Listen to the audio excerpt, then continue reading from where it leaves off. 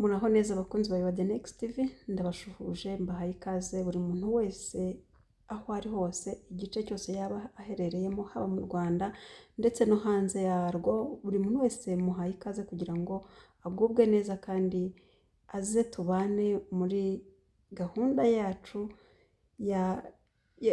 y'ibiganiro byacu bya buri munsi, ariko bishingiye kuri leta umuntu aba yaratwandikiye cyangwa se kuri message y'umuntu aba yaratwandikiye kugira ngo abakunzi bacu bamugire inama aho bari, buri muntu wese, kuko tuba tugenda turutanwa mu myaka uko tugenda niyo twaba tungana, ariko hari ukuntu umuntu aba akurusha ibitekerezo cyangwa se yakugira inama ukumva niyo, utitaye ku myaka yiwe ahubwo ukita ku gitekerezo yaguhaye. Si uko umutoya nta gitekerezo afite, si uko umukuru ari buze ubwenge cyane, buri muntu wese yunganira mugenzi we, ariko uwagiriwe inama akaba ari we wihitiramo. Ni ukuvuga ngo umuntu agisha inama ariko afite umwanzuro, nubwo ahera ku bitekerezo tumuha cyangwa abakunzi bacu bamuha, ariko nawe niwe ufite solution ya nyuma yo kuba yakwemera ibyo mwamusubije cyangwa se yakwemera ibyo mwamubwiye, kuba yabifataho icyemezo niwe biri mu biganza. Ni ukuvuga ngo rero umuntu natwandikira ajye yumva yuko ibyo mumubwiye agomba kubiheraho agafata umwanzuro w'icyo yumva akwiye kuba yakora. Uyu munsi rero dufite message y'umuntu mukuru, ni umupapa, yavuze yuko afite hafi imyaka 30 mu rushako.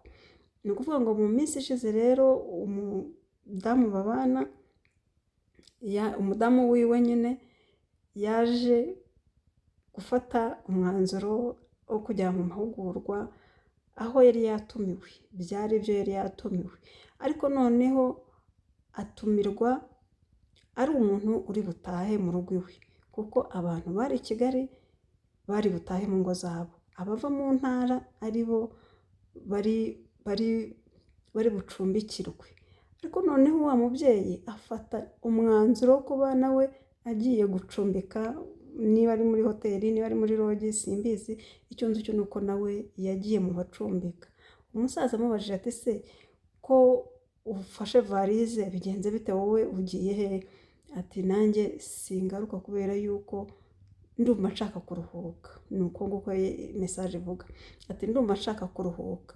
Ati se ni iki gitumye uprofita amahugurwa, kuki utagiye kuruhuka mbere niba warumvaga ufite ikibazo, cyangwa se niki gitumye wumva wafatirana amahugurwa akaba ari bwo uruhuka?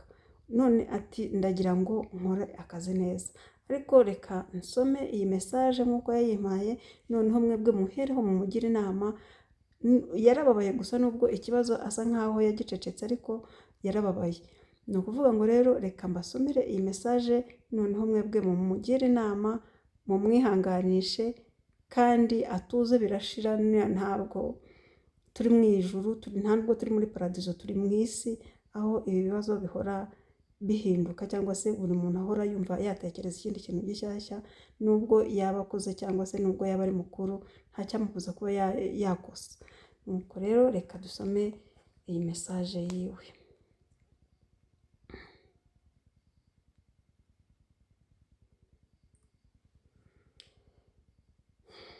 Yaragize ati muraho neza The Next TV, ndagukunda cyane mubyeyi, ndagukunda cyane wa mubyeyi we, gusa izina rya cano yawe riragoye cyane rwose. Twavuze ko umuntu w'umugabo uzajya wandika tuzajya tumwita Ntuza, nta zina tuzajya tuvuga. Ndi Ntuza, izina ni ibanga, ntuye mu mujyi wa Kigali, ndubatse, njye na madamu tumaranye hafi imyaka 30, turakundana cyane n'ubu, gusa mu minsi ishize aherutse kuntungura, numva ndashobewe kandi ntasanzwe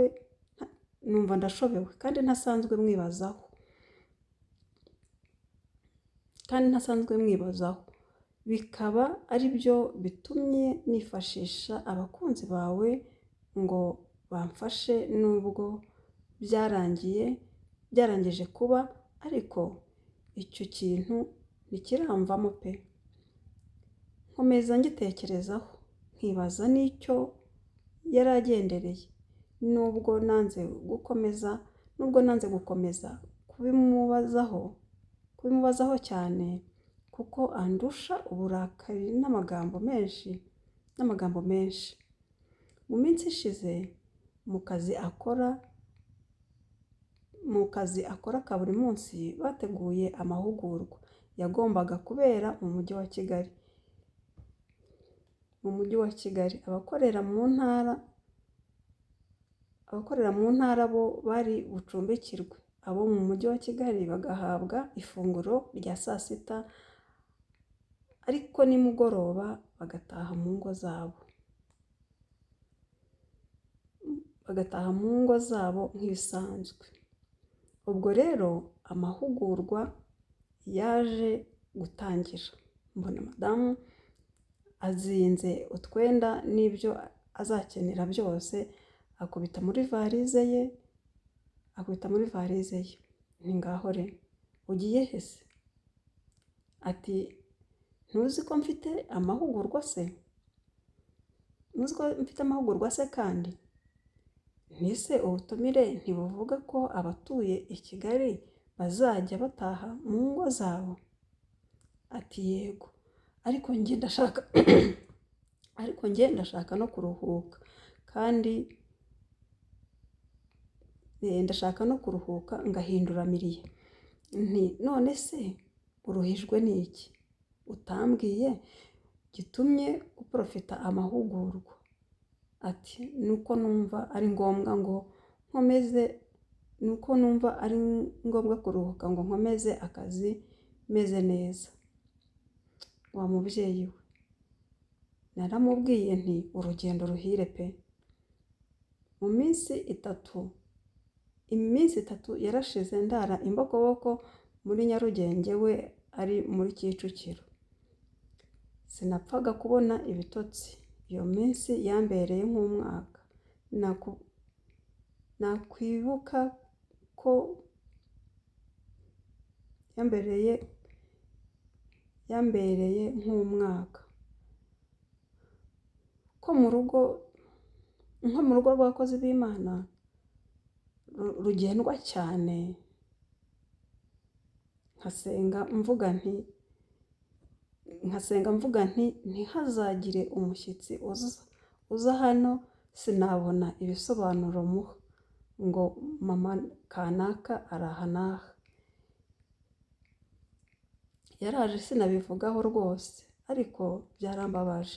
None rero mbariza abakunzi bawe uko babyifatamo bibabayeho, nanjye numve ko nakwihangana. Murakoze cyane.